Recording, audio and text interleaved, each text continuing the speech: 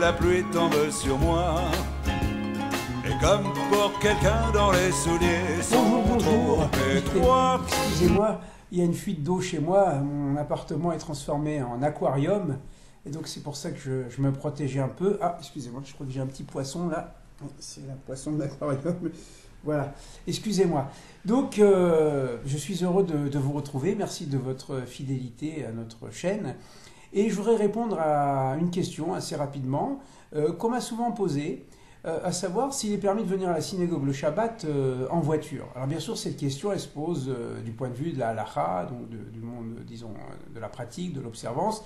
Dans le monde libéral, cette question ne se pose pas, puisque chacun est libre, d'abord de venir ou de ne pas venir à la synagogue, et puis même de venir à la synagogue, on peut choisir son mode de déplacement, la voiture, ou à pied, ou à vélo, à trottinette, en monoroue, en hélicoptère, voire en tapis volant, pourquoi pas, si on s'appelle Alibaba ou Aladdin.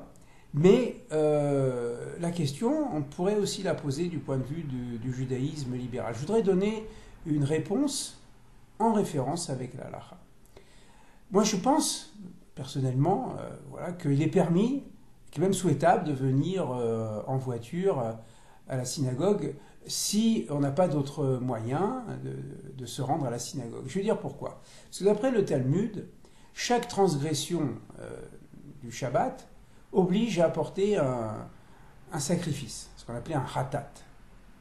Et donc, le nombre de fautes commises multiplie donc le nombre de khatat, de sacrifices qu'on devait apporter.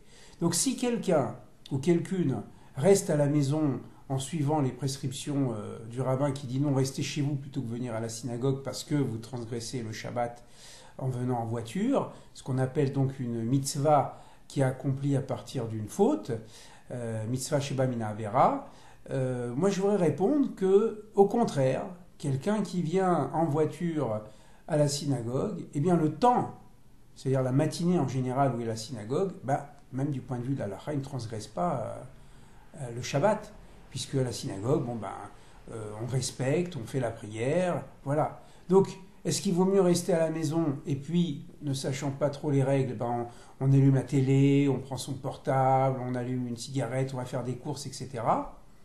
Ou bien, est-ce qu'il ne vaut pas mieux faire un aller voiture, retour voiture, ou aller métro, retour métro. Finalement, sur le plan des khatat, on y gagne plus dans le respect du Shabbat en venant en voiture qu'en restant chez soi. Voilà, ça à méditer, c'était la réflexion que je me suis faite pendant que j'essayais de colmater la brèche.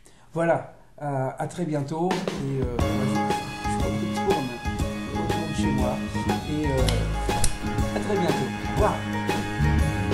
Toute la pluie tombe sur moi.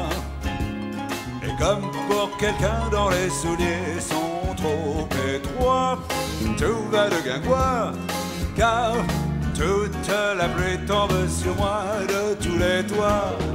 À chaque instant, je me demande vraiment